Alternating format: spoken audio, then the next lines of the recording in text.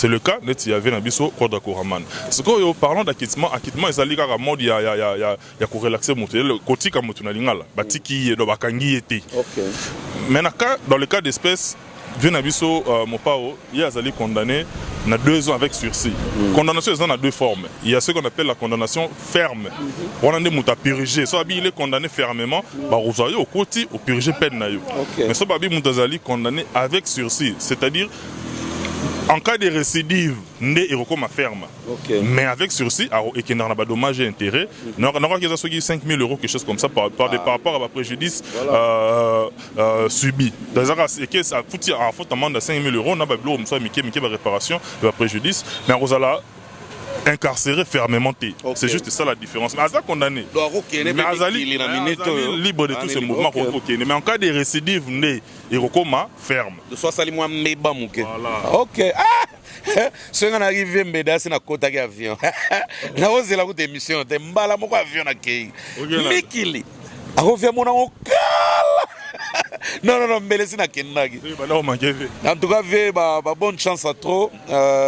Na ebité vers la carabiso que soka comme li yenda au démarrer na ba concert na Mikili bo total na on négocier na ba noko kuna ne bazawana bon na ebi ba sola bien parce que ba sola peu bien total na nous VP le wa na moi teti côté maman na peut-être ndako fongola zo porte ba grande salle na Mikili parce que ba ndeko na biso mususu ba bundi mais ba combattant ba yoki bango te total na ve so na makila mabe yégoute makila mabe oui que via sala ba biloko ebele mta banda ngora yango akoma suivi les guides le total na no peut-être nga zo kende wana ako démarrer sur so moni Olympia peut-être on ne sait jamais mais en tout cas bonne chance pas vieux bon séjour pour nous qui déjà zo kende je crois na week-end donc bon séjour à vieux donc on a habité total là le rôle à la carabiso qui est dans sola bien na bande on a so baza kuna peut-être yem dans fond la porte wana mama wana LC kaka nga elo mzude LC kaka ta ba 60 personnes je m'en fous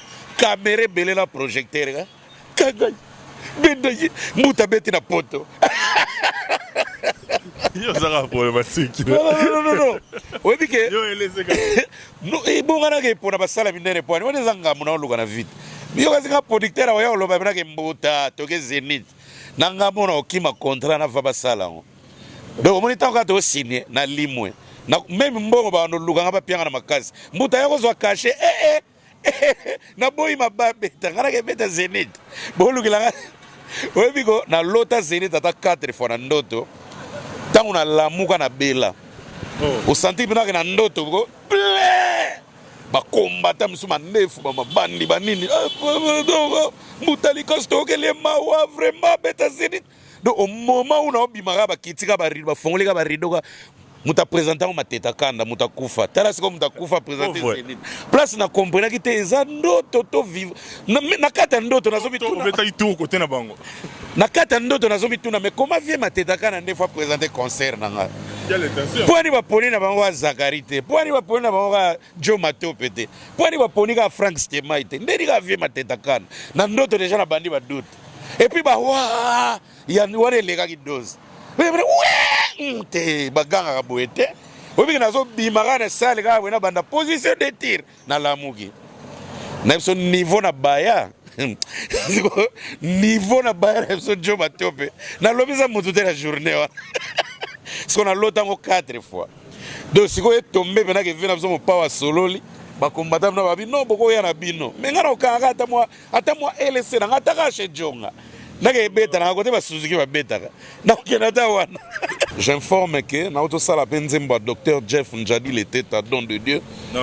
À laquelle les la moni peut masalanga wili kaembe et ça lit bien yo a déjà on a parlé yo pour kotika na mulongo kasi émission na yo bilégal les gars ko loba docteur lobi non mutalikasu non sala kasi so ngana salle nga ya bolingote ngana salle nga ya lutte contre avortement. Donc na lobeli baso balingi ko boire bana trop baso balingi ko longola bazi moi mon bal est-ce que y a ko boire ça pour mes até mais pour na ba critique ba to basala ki na émission précédente na biso ya marama 36 makofi na lobango souté eza histoire na betaka en passant pour évoquer point mon tolobelaki. Et puis là tu n'as l'animal. Dans l'animal bon, il y a un makambo. Et ça na moni ba pas Jésus on a que black kutu que black azionga chango na Snapchat na en tout cas. Merci à trop bon. Na moni bo apprécier moi mingi. Mais ça qui ba black te na lo ba na mambasol. Oh, en français, j'avais entendu et j'ai vu. Félicitations à Congo Promo TV. Igela coiffe ikote Papa na Kerwan éternel Kenaya Kanda Taba ikote Sensi Nganda Taba Fenenene Nganda Taba Chez Hugues la coiffe ikote Papa na Kerwan éternel Kenaya Au 174 avenue Aristide Briand 93 320 les pavillons sous bois. À la petite porte à gauche association Hugues Ikoté.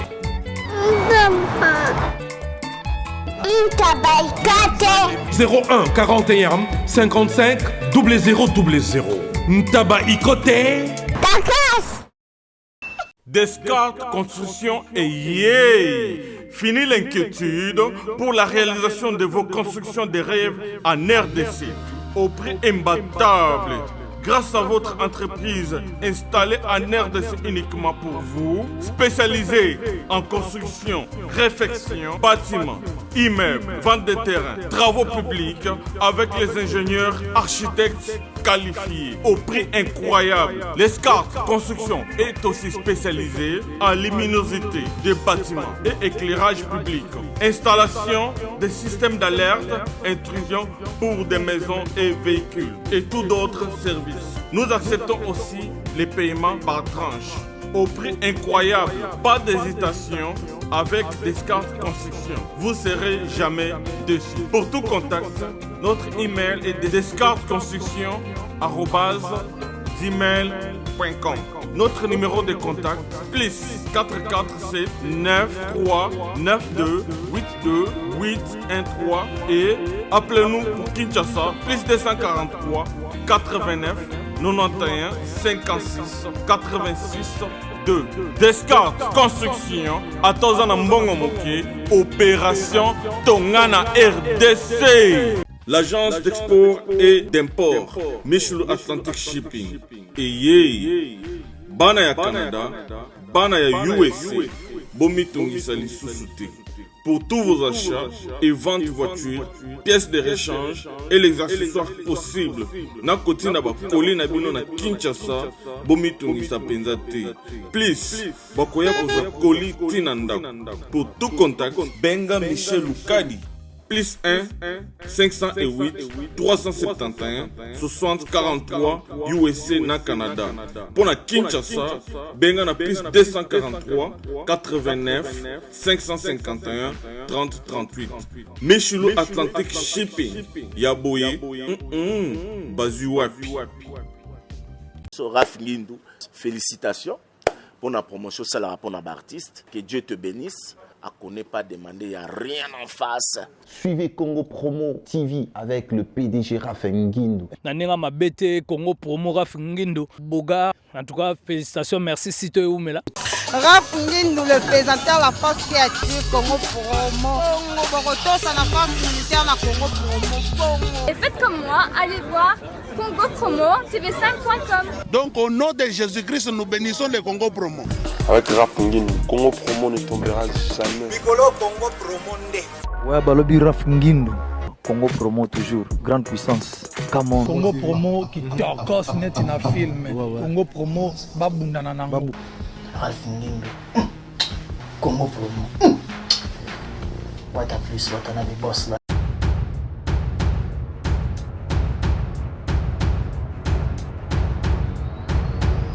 Mesdames, messieurs, vous que nous suivez à travers le monde, c'est toujours un grand plaisir. Ndenge Bomesana quoi accorder Bisso une attention particulière, raison pour laquelle nous, la grande équipe des Congo Promo, derrière la caméra, la grande équipe technique est coordonnée par mon jeune frère Timothée Serge Piana et derrière la caméra, petit Nanga Cédric Bakamana, professeur des élèves, encadreur des sorcières à Zawana, au four et au moulin, grâce à lui, Ndebozoba, image Oyo, et puis je n'oublierai pas celui qu'on appelle Monsieur l'ingénieur Raph Ngindu depuis les États-Unis. Lui, c'est l'autorité morale de notre chaîne. Grand merci parce que grâce à lui, dès que nous sommes sur le devant de la scène. Grand merci, mesdames, messieurs. Nabino Nyonso, Botala Rabiso, en dépit de vos multiples occupations, en dépit de tout ce que vous pouvez avoir comme activité, mais du moins vous nous accordez une importance. Talabiso, Yakolanda Biso, on peut Biso de notre côté. La meilleure façon, Yarozong, c'est la Bino Ascenseur, ils allaient produire un travail de qualité, un travail optimal, un travail tamisé, consommable, où il va permettre à ce que Bolanda Biso n'a pas condition. Malamou, mesdames, messieurs, Naloba Mingité, parce qu'à côté de moi, mon invité à Zawana Toye, Tolandi, Tozali bon dans la commune de Kassavobo, on a avenue, précisément on a avenue Sayo, juste à quelques dizaines de mètres dans le centre Kimbangiste. Tout ça bon on a Sayo parce que au peu les bandes bokenda pe moi kala Sayo yango yo Sayo ezalaki full Sayo ezalaki na ibita na benga ndenge nini mais Sayo lati makadam Sayo lati molangi Sayo lati lamba bonane na ibita na benga ndenge nini et ça lui vraiment grand plaisir mesdames messieurs, il est juste à côté de moi, lui on l'appelle Mbouta Likasu. Vous qu'avec lui on ne s'ennuie pas parce que la toute dernière fois que j'ai eu à le recevoir dans cette émission bande ko bokomantaki bande ko bolobaki il fallait boloba na mituna pe sikebaki samaki les autres écoutants sur sur ma confiance na peut-être sur les autres aujourd'hui fait nango en tout cas ma bien zalaki merci beaucoup mesdames messieurs na oyanga en tout cas Joss Chingoma de Liverpool le papa de Normandie nous tunanga imutalika suyo na zueli soso te écouter na garage ba salele musala ya voiture to bendani kara monzinga wana poto solo po ma mbolo besa mutalika mutunanga d'abord boni yo moko et puis boni musala ouais ça va musala pe ça va déjà nous avons informé que les fanatiques ont été lelo parce que majorité si ba démissionner ba lingala ba nga souté ba msuba kota pa ba Robinho ba msuba kota pa ba Fabregas ba msuba kota pa ba Jibe ba tunyo nga ba fana ba Kabwana batali ke mbuta ngo bom samso na AVC ale ba poni ba artiste na ba keke na bango non mais ça va mais moi ndambo na tikala na bango o ba croyanga na ngati lelo na informer ba ngake le 5 na le 6 avril oyo tozana Zambie na Mongu et puis na Kaoma. Donc Kaoma est presque na frontière en Namibie et puis Mongu est na western ouest il y a Zambie. Donc tozala wana na moni pe publicité mo pe à papa chéri yé pe ozana Mongu wana mais na fin avril. Donc voilà wana pona ba fanatique na et puis j'informe que na auto sala benzemba docteur Jeff Njadi l'été à don de Dieu. Non, yo pega à laquelle le la moni pe masalanga Willy Kaembe et ça li bien yo présent yo a déjà on a parlé. Yo pour kotika na mulongo. Kasi émission na yo. Bilégal na ko loba docteur lobi non mutalikasu. Non sala kasi. So ngana sala nga ya bolingote ngana sala nga ya lutte contre avortement. Donc na lobeli basio balingi ko boire bana trop basio balingi ko longola bazé moi mon bal est-ce que y a ko boire ça non on appelle si conseil outil panaye et que ce pas basio on appelle docteur pena c'est un docteur donc azara médecin oui mais c'est un docteur vraiment donc on a l'andiga diagnostic na parce que normalement ngana ranaye Willy tozana Willy te na et puis toyebi comportement na donc na sali yango donc clip na bientôt là aussi là. Donc, nazo sans casting après de tourner et ça clip pas bien. Ngabu tata pour critiquer na bino. Na bi yo moko analyste. To analyser le clip na yo. Pour analyser pour mettre en côté. Ngana za retraité et la preuve en est na obeta tilelo. On fait de notre mieux. Donc ça c'est une émission qu'on fait pour juste partager nos idées. Il y a un de la rencontre pour une émission et tout. On va bien en français, choc d'idées, j'ai la lumière. Voilà. Na mone autour le bakuta na bandelige émission autour les gars de Salaga. Limbo limbisana pour polo oyo na chapeau oyo. Deuxième fois on autour les gars on a ndegonanga Joe et tombé à hasard hasard. En tout cas t-shirt de ligne na Joe trop. Pour mes amis mais pour na ba critique ko bato basalaki na émission précédente na biso ya makambo 36 makofi na olobango souté eza histoire na betaka en passant pour évoquer point mon tolobelaki. Et puis là l'animal. Dans l'animal, bon, il y a un makambo. Et ça, namoni pas Jésus, on a Keblak, écoute, Keblak, na Snapchat, en tout cas. Merci à trop. Namoni bo apprécier moi mingi. Mais ça qui ba blague, t'es non le ba même ambassadeur. Mi parler déjà bimi eza libanda na misu na nga na zo mona ngo. Et troisième pe kolika ningo lo baki troisième colis déjà. Ngane libanga. Ona yawa te. Na yesi zibe service. Na zwakata 37 colis awa na zibe service na mbala moko. 37. Oh, ngaku na banga kina esi mwana chaka 3. Ah bon? Yiba yango na kiserie na bango ya musala. Basa pe na Brazzaville. Mwana lobaki nanga pe na Angola bazali. Bazali na Angola, bazali na Brazzaville. C'est que to benga bango monde entier. Uko kanseri ukola mundele. Na moni yango. Acha mundele te. Azakia. Yo mutuza na France. Précisément ezala na Paris. Ezala na Rennes. Ezala na Lyon. Ezala sika nini. Soko uza na poli na yo. Kunyoko manayote. Ba numéro na biso yango wana benga na yo. Zibe service a ku livrer yo carton. Pe ku retirer yemuku akuya kuzwa yango. Pe akuya wana Kisasa. Kaka Kisasa te ya Maniata. Makalu. Na Point Noir, na Brazzaville, na Angola, na Kinshasa, place à Robunga, Ezate. Hugues la coiffe Ikote.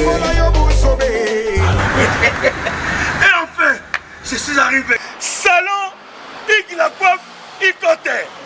Non seulement c'est un salon de coiffure, mais aussi une machine de transformation des hommes et femmes. Regardez-moi comment je suis. Vilain. Mais attendez, 2 minutes. Bogart. Vous allez voir.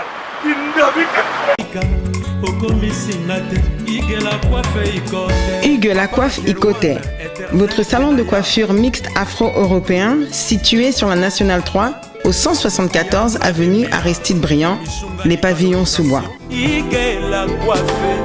Pour plus de précisions, veuillez nous contacter au 01 41 55 00 00 ou encore sur notre site hugueslacoiffeikote.com. Nous sommes ouverts tous les jours de 8h à 20h, même les jours fériés. Hugues la coiffe Ikote, l'homme qui coiffe la ville. Hugues la coiffe Ikote, le salon de coiffure mixte afro-européenne de proximité. Au 174 avenue Aristide Briand, les pavillons sous bois sur la Nationale 3. Un seul numéro, 01 41 55 00 00. La beauté de votre chevelure chez votre frère. Hugues la coiffe Ikote, même père, même mère. Chikicha, chikicha, cha cha. La beauté peut tout changer. Salon Hugues la coiffe Ikote. Quelle beauté! Sexy pour les femmes, dindindi pour les hommes. La pesimbote na dan nene de Queen depuis California. Bango ba na États-Unis kuna kota ba Ralph Mbui. Pardon, kota ba Ralph Ngindu. Na pesi de Queen a dan nene ba mbota trop depuis Californie. Na pesi il y a Lucien à Chamos, il y a Lucien montre toujours na Ozela. Montre toujours ngana zo debre na no ameyo lakagi. Na wana vina ngana Lolonzo. Éviter que montre na lingala Lolonzo. Donc il y a Lisa Chamos na pese ba mbota trop place oza.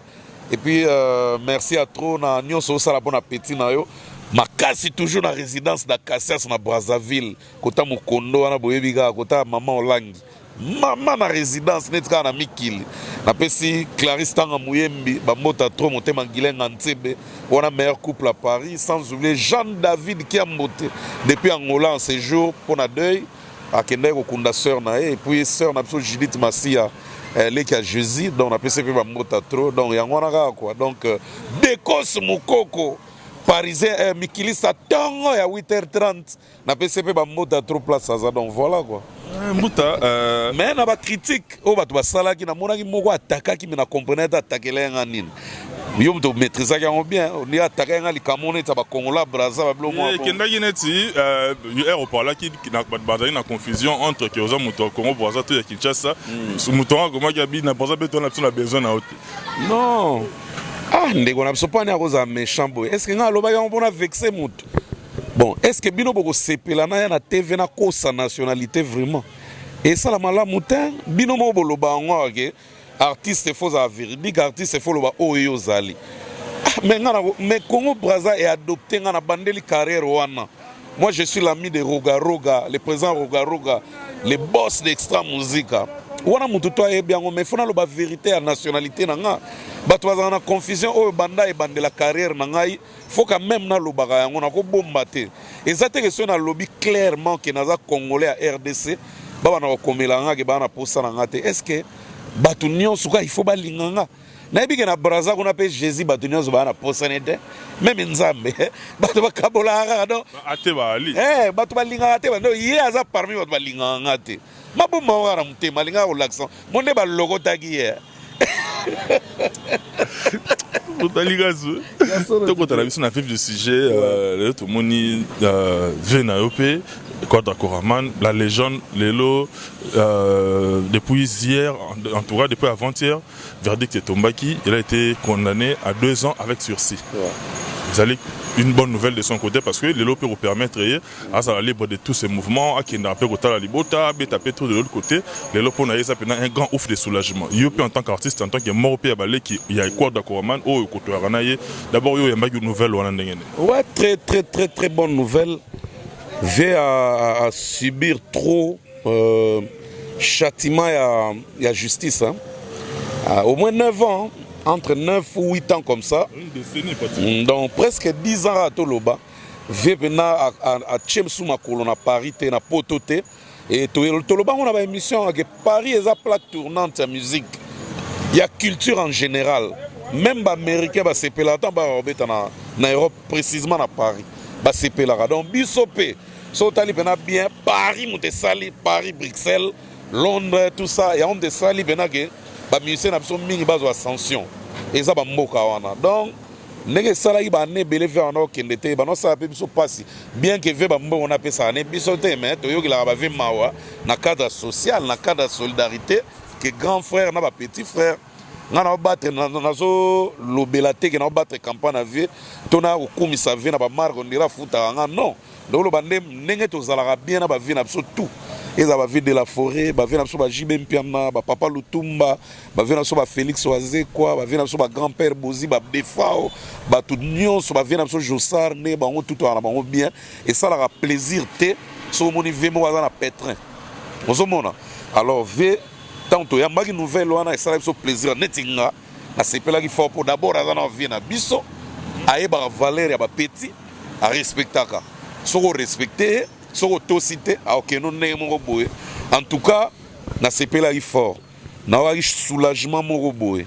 Mais na zoé banano bien vraiment jusque là, bien que na sala littéraire, mais yom toza pena mingi juriste, yom toza na eza secteur na bino.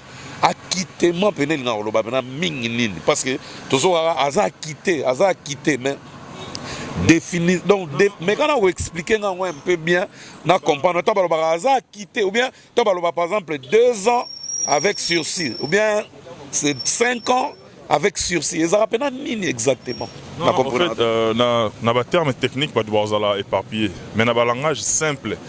Par le droit, les tribunaux statuent à charge et à décharge. Ceux qui ont kosamba bakoki ko condamner yo tout comme bakoki ko disculper yo terme nango yango wana. Donc c'est-à-dire que forcément quand on est beaucoup samba il faut pas condamner te. Okoki pe kozala relaxer. C'est le cas net il y avait na biso Quadra Koraman. Ce que parlant d'acquittement ezali kaka mode ya ko relaxer moto le kotika moto na lingala batiki do bakangi ete. Mais dans le cas d'espèce Venabiso Mopao, il a été condamné à 2 ans avec sursis. Condamnation est dans 2 formes. Il y a ce qu'on appelle la condamnation ferme. On a des purgé. Soit il est condamné fermement, au côté au purgé peine. Mais soit il est condamné avec sursis, c'est-à-dire En cas de récidive, né et recours ma ferme. Mais avec sursis, et qui n'a pas dommage et intérêt, n'a pas qu'ils 5 000 €, quelque chose comme ça, par rapport à un préjudice subi. Et que ça fout en faute amende à 5 000 €, on a pas de réparation de préjudice, mais on a incarcéré fermement. C'est juste ça la différence. Mais Aza condamné. Mais Azali libre de tous ces mouvements. Mais en cas de récidive, né et recours ma ferme. De soit sali moi meba mouke. Ok. Ce qu'on arrive mbeda c'est na kota ki avion. Na ozela ku émission te mbala moko avion na kei. Mikili. Arofia mona okala. Non, mbele sina kenagi. En tout cas, bonne chance à trop.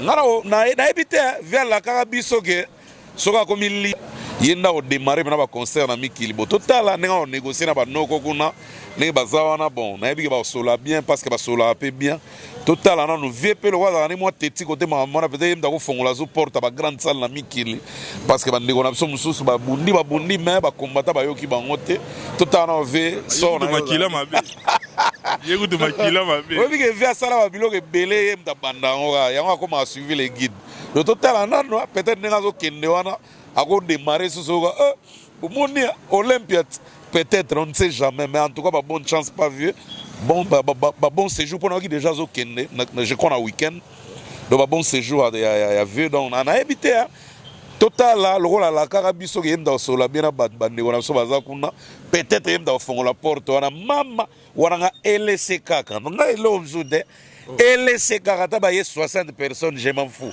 caméra belé la projecteur kagay bendayi muta beti na poto yo ça problématique non oui que yo LCK no e bongana ke pona basala minene pona on ezanga muna oluka na vite yo kazinga producteur wa yo loba bina ke mbuta toke Zenith nanga mona okima contrat na va basala ngo donc moni tanka to signer na limwe na même mbongo ba no luka ngaba pianga na makasi mbuta yako zo cacher na boyi mababe tangana ke beta Zenith bolukila webiko na lota Zenith ata 4 fois na ndoto tangu na lamuka na bela o senti bina ke na ndoto ko ba kombata musuma nefu ba mabandi banini mutali kosto ke le mawa vraiment beta Zenith donc au moment où na obimaka ba kitika ba rido ba fongoleka ba rido ka muta présentant ma teta kanda muta kufa tala siko muta kufa présenter Zenith place na comprendre ki te eza ndoto to vivre na kata ndoto nazo bituna beta itu côté na bango na kata ndoto nazo bituna mais comment vie ma teta kanda nde fois présenter concert nanga quelle intention pour ni ba poni na bango wa Zakarité pour ni ba poni na bango wa Joe Mateo pété pour ni ba poni ka Frank Stemaite ndeni ka vie ma teta kanda na ndoto déjà na bandi ba doute et puis ba wa ya wale lega ki dose te baganga ka boete obi na zo bimaka na sale ka wena banda position de tir na lamuki na so niveau na baya niveau na baya so Joe Mateo pe na lobisa mutu te la journée wa so na lotango 4 fois donc siko e tomber pena ke vina so mo power sololi ba combattant na babi no boko ya na bino menga na okanga ata moi LC na ngata ka chez Jonga na ke beta na kote ba Suzuki ba beta na kena ta wana muta oui qui m'a ngakutu elinga na mutu il y a pas longtemps na mlala na game somo bosala ki na frère na ngai et confrère Frank Stemaite bosala ki na aller sur concert moi ya papa chéri la mona ki pe métro intervenant qui tout ça la foudre ya bande rebelle ya BCBG tout c'est volé et qui ta ki sur yo parce que bande ba mona ki ah mais mbuza mais comment yo pe aux artistes yo na Frank bozu par bozu côté boké kamoko botalisi armé na elle ya papa chéri na tikara bozo inciter mo pas OK yepe aluka ça la contre attaque bande rebelle ba bazo qui ont bien été vite fait parenthèse ba comprendre ki en tout cas nga bena point nazaka na libabe ba comprendre nga mabe c'est na ko makila libata lo wa vena so mo pa otonine na sala ke logote nga na Frank Stemaite inde abana ko pesa bena événement onenge zalaki nga na ocha nga ba commentaire ba diezga et puis ba diezga ngo pe na no lo bana ngo na ninga mabete nga na ocha diez ndeni par exemple tango metro ayembi na monika maloba loba ngamba mona zina bano chana ba diesoka métro toyebi koto zo buakele pour quand même tous ala pe ba dilt yona nga ba kino tu baza to ba le kana balabala toyebi quand même libanga ore kenda ki wapi toza mikolo to bara mikete ban vouloir na ngate ban vouloir nde na métro chanteur na biso kitoko ya BCBG oyo asala biso nzembo kitoko mais ba censurer yango ba censurer parce que atanga ki kombo ya mutu po ba censurer et bon tant ba boire ba tanga kombo mutu ezalaka kenga bino lobaka en émission na lobaki boaki soki côté mususu pe ba na lobepe kombo mutu te nanu na baki soki côté mususu pe ba boaki faut pas supporter métro ngana ba na papa chéri na baki métro il faut supporter a charge à BCBG au chango à travers nzembo wana soki pe kuna ba logo tilibino ba laili bino ndota mabe supporter ko senga papa chéri pardon pour mimi fardo ngana yebi ke papa chéri ko permettre biloko wana te ezaki ambiance azoloba o akoloba même ndenga loba na litoi na tena nga commentaire na comédie d'abord moi je suis un comédien. Souvent nous disons des trucs, nous commentons des trucs invisibles, des trucs irréels. Et ça m'a ramené au sogar à te beaucoup captaka, pour venir au juger. Et ça t'en a bêta les solos à l'église, na disque na liboso. Ah papa Wemba, c'est toi qui as tué Wenge, c'est toi qui as tué Wenge, papa Wemba. Et René ah mutalika so papa Wemba zo kanela ko beta écoute ko beta. Obi ngabe na ko banga na kanzane te ve beaucoup ba kanela nga. Obi ke tokutana ve na na Phoenix boy. Tokutana papa Wemba na Phoenix. Siko muta ko présenter nga ve na JP Suisse qui quitte na Londres quoi, na Londres. Na pese wa mota to.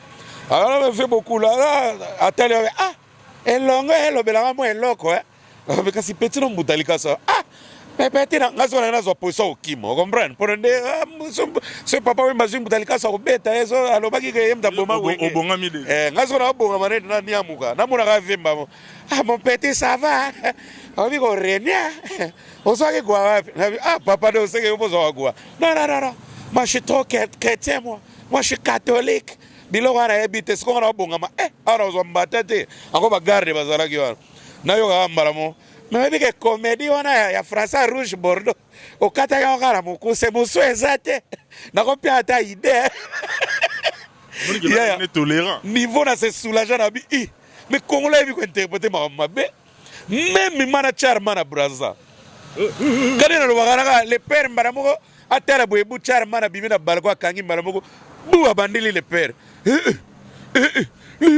piriu mama bakaka te bandi pas le père akangi bible kimi eza nango comédie na sala ngo réalité te culture la tolérance neto na ngote to yebi ke vena so charman za karatéka au départ et puis artiste et chanteur donc ana zoeka ba diabilo kona ka bana beta honnête moi j'aime bo moi bi ke congolais zo ngomena solo Mutalika bazo kanele pa charman mutalika bazo kanele pa charman ko to ba beta ki ye ko to boy mutalika so mutal kombo na ngeko mutambula et tomba bra to kutana ngana ve charman na toilette a beach ngobila amai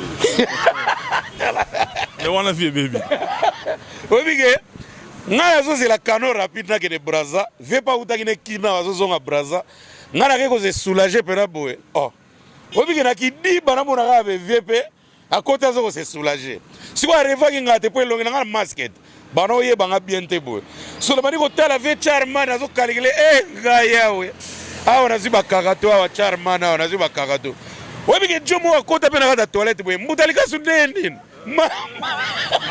ategi na waka charman a tourner mutalika sundeyo yoganga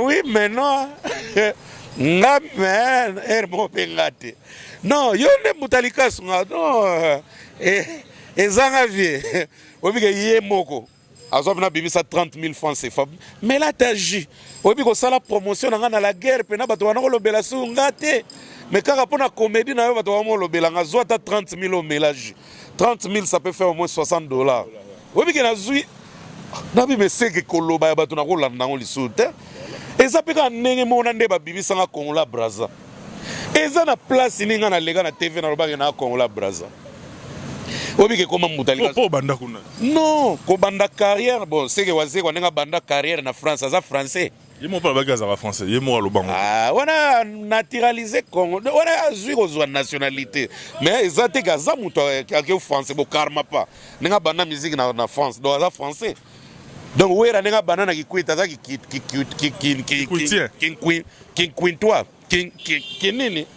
kitwa non aza congolais kaka eza na mama ba nationalité to ya ba tribité to elo mongo te nga na congolais ya RDC na botama na Delvaux batu tu ya Delvaux ba yebi kutu mikolo to na réunion monto sa pona bana mbinza ya partout na monde to soutenir ba mission na biso mbinza ba kweya Sami Chinto Sila Serge Mabiala Sila banani batune Souebela c'est là non il faut que non malembe c'est qu'ils sont là pour solo ba venir logo les importants Modo wa Barambo Sila Suzuki Sila bana mbinza tout Sila ta muntu mo wazo rene tade de monde kill ayene kaka mbango asili nani lisusu Mbo bande waza tolérante je beaucoup t'en avait na Yassam l'homme de Santa je beaucoup t'en avait yo mutale kazo yo c'est là tout kana au conseil Vessam makam Vessam nenga vanda zotala petine pena o soda o ya lingaka ponga na ende soda vena biso 100,000 sotaka ya Sam nenga otala mbuta bo sikona banokosa no Sam Chinto mikolo deux fois tekuta obeta Olympia danger bizi single mo na biso ezo beta fort na bon marché na biso donc ya yolo banini ya yolo ba opera ya pena o kanelo te ya donc vena biso Sam yemo ayebike na okosele makamba te azaya kusila siko esali mabeke biso nyonso ba miseto bima na mbinza to sila moni na bandal fallait zo sauver bango jiba zo sauver bango c'est le pas sali non c'est le to zarane kamoko to sila biso nyonso ezane ke moni bango na bandal bazana bateau bazo moni na maTTP bazana fabrication na bango zo sela bango mo zuwa mikolo Ibrator nano arene pe na bienta zana mai nani lisusu do bazaza wase quoi na bona ok musika comprendre donc moni non pas tolo baka sona lobia we comme boni sa mazane tolérant sona lobia yo karma pa ke bengla nga yidi bakalenga na légation na banzela te non normalement ko si les injures te na lobango multitude de fois to sala réunion na batu nyonso mbinza to soutenir ba mission mbinza tout o basili parce que toza suna mission te na mbinza zo réunir biso tout osili songa mutalika zona ngala sela ba mo vantar pona teka disque pe nanga moko sans académie nanga sa wenge maison mère nanga na bimanga moko na teka nga moko na bima ba na beta ba 26 pays en Afrique nga moko ko lega ba Vessam allez o sala ke nanga moko pe na sili yango moni ba vila biso mbinza ba décider que non il faut bo sangana partout dans le monde batunyo so bana mbinza total no ba misa mbinza qu'est-ce qui ne va pas ba me ko bimisa so ata mutu bona yo mboto mboyo te yombo te ezaka air mo ba manquement ba moyen air mo ko sila pe ezanga na ngo pe définition ya osili kaka ozo man malgré fina so mbinza batali ba moni ke toza na ndenga ya bale toza na Dieu merci mbokani a sauver mbinza be di menza sila mais asila pe Dieu merci mbokani pas sila mazani na mbongo laissez la zimbo les gabizo nyozo Dieu merci mbokani soki to sangani na mbinza to beta Dieu merci mbokani matolo akwei ateki na ba Ferrari. Alors faut bien mbinza to za pe na mwa bilongi mo ebimi et ça la fierté na ça me bien la to misa single mom te mabia la sila ati ko forcer ata bimisi single na ngo yo gango leki na edoli to papa na bango pasteur akenda pepe a son âme ozomona donc mabia la botika na ko bimisa to ça na réunion to yeba qu'est-ce qu'il faut faire soit to pousser moko soit to pousser ta tade mais tade pe on dirait pe abimisa boy poto nazo ba to sala nini donc mbinza tozana délire tozana mawa ba misembe na nyonso basili ngiri fera zali azo représenter ngiri ngoto donc c'est bon Bill Clinton azali malgré hermo moi ko sila hermo moi ko René hermo bila za neti mai neti moto neti malili toyeba positionner bena bien vraiment te ozomona donc mais arenia ka za pena mais na baspe so to cheba misa baspe pena te bila représenter ngiri garçon aza bogar mo na ebite baba depuis to savane ba représenter matonge na ba bogar ba cappuccino a représenter nini ya limité Goma te limité avec Goma cappuccino Goma vous comprenez donc voilà donc moni eloko na to na souci nango chaque commune bazana leader na bango azo représenter et ça la fierté moni fabrication mona mateta zo René mais mbango ayo vana mbinza na benye avec quelle permission akoluka ndako piscine na matete mbango ba jibe ba René boy mbango na ba ma campagne siko bayaka na bambinza bakoti biso bo bana mbinza tozo kosila sila bino boki bo vana matete nga moto nasala ta pompage te na vie nga sport nanga nasala ya bien mbangu malgré libumbu emelandanga okozwanga te ta naza mbango na molar okanga te donc moni eloko wana to na souci nango esalaka bien artiste moko to star moko munene neti tozwa neti Samuel Eto'o mwana ya Douala no mwana Douala mwana Bonaberi alobela Bonaberi na bango esalaka elengi wana bana Bonaberi ya Douala wana ya Cameroun ba ya Samuel Eto'o mwana kote na biso ya Samuel Eto'o mwana kote na biso mwana papa nani mwana papa Nsimba Eto'o ozomona esalaka pe mwa bien eza pe lokwa bafere ntango balobela ngiringiri ngiringoto na va bana ngiringiri nyonso fere chair de poule na biso mwana ngiringiri na biso ezopeze bafali ntango balobela bandal na bango bana bandal pe tozala na bafali na biso tozala na bajibe na biso tozala na bawera na biso tozala na baseleo na biso na bajidete na biso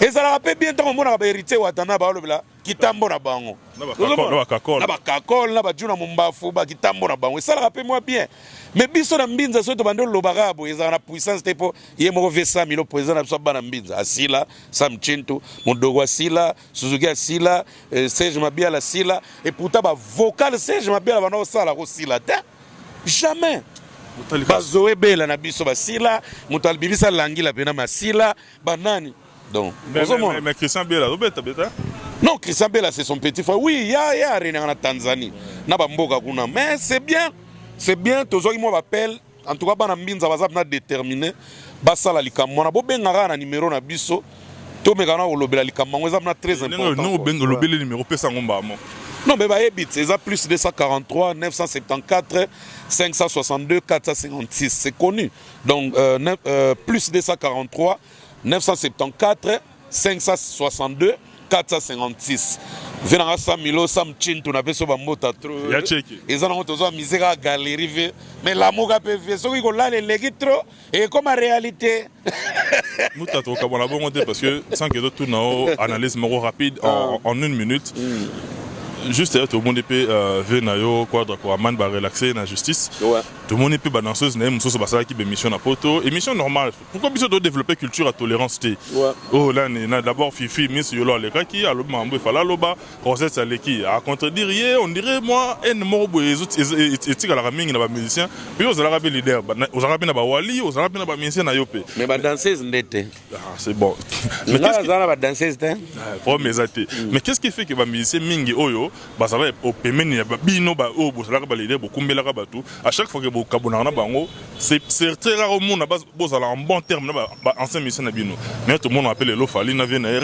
respect bona boy et ça la paie bien dans l'année peut faire récemment lobby le roi de la forêt vient naie histoire est rechanger té mais ba na bonne relation té au moins faire a été sincère mais qu'est-ce qui fait que mingi soki ba kaboni batika la en bon terme pena mingi té ezara dû à quoi en principe kokabwana ya bonne relation ezalaka trop rare kokabwana majorité tout le monde a gagné ezalaka kokabwana sans mabe parce que na musique na biso ya Congo soki musicien aza na bien alongwaka te so musicien akomo sentir kaka mabe mo chez yo ndako olongwa donc so omoni mutu mosusu azoloba te seka ameline kaka eza caractère na ye aboyi ne kaka kofinga to aboyi ne korevese mais la majorité ti bafingaka eza haine oyebi ntango moto alongwaka suetaka kota auti ekweya mais so ntango bamonaka ekota voilà omoni neti fere ndenge alongwa maison mère na motema na ye bachâtiment nyonso basala ye mais eza pota etikala alors fo toyebaka yango mpeke bato mosusu mpe akolongwa azalaki na volonté akolongwa te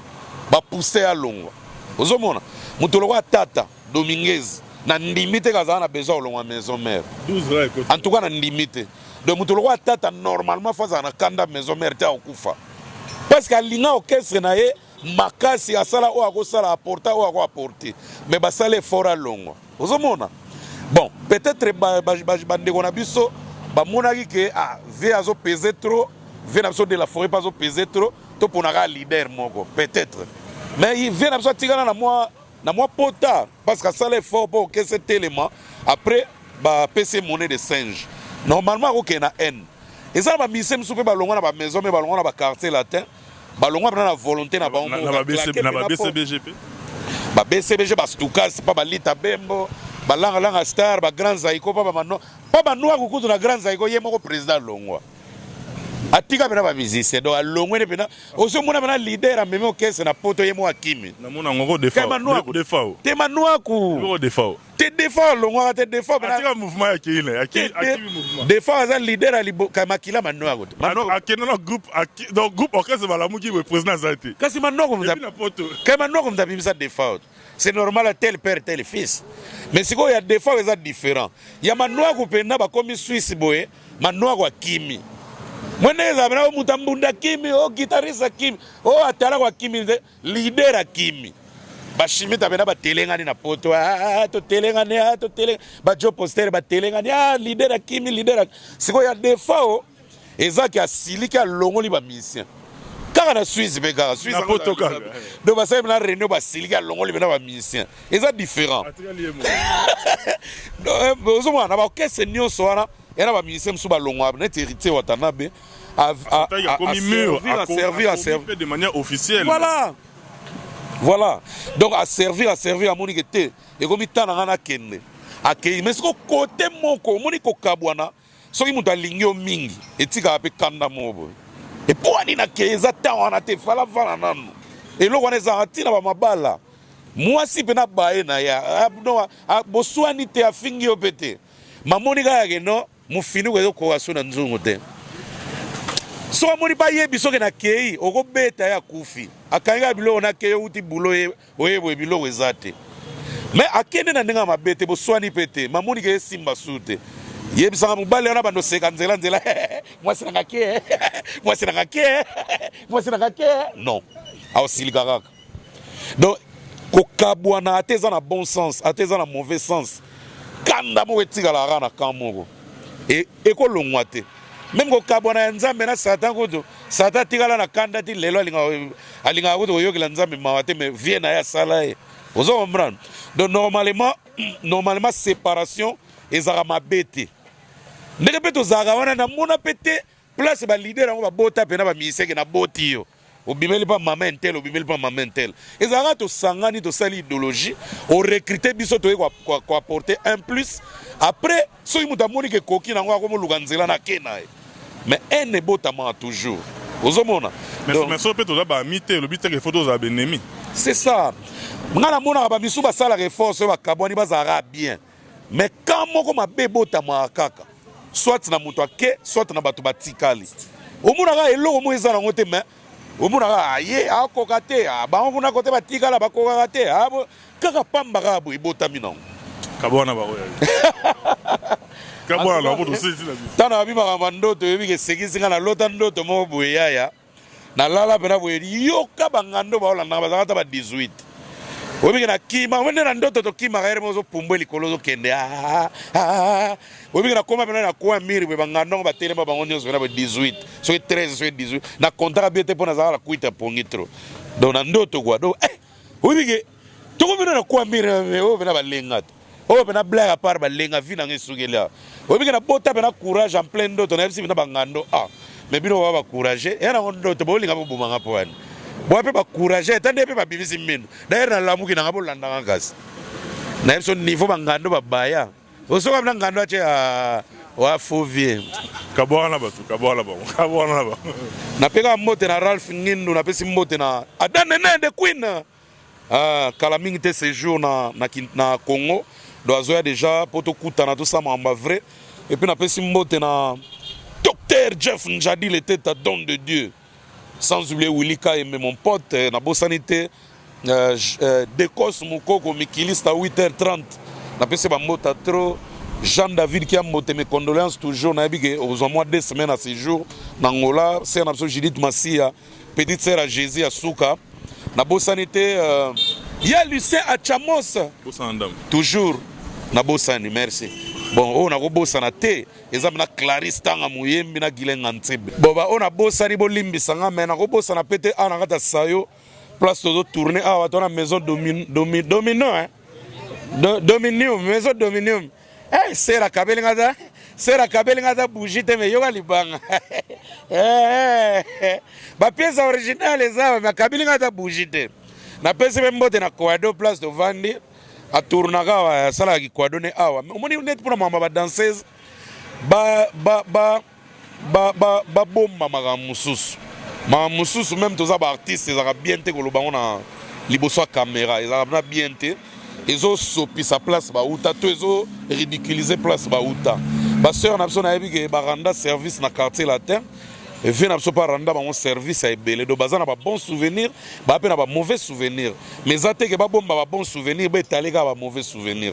Pour na suiga wana, en tout cas Deborah comme na biso pe ba mota trop. Tu vas tikicha, so to sollicita wa mawa. Ça yo be yango esilia.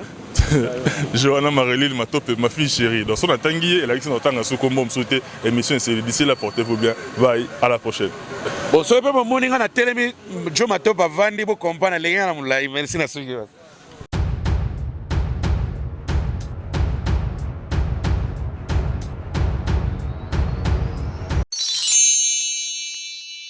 Sepela TV et yena makambu ya sikali susu.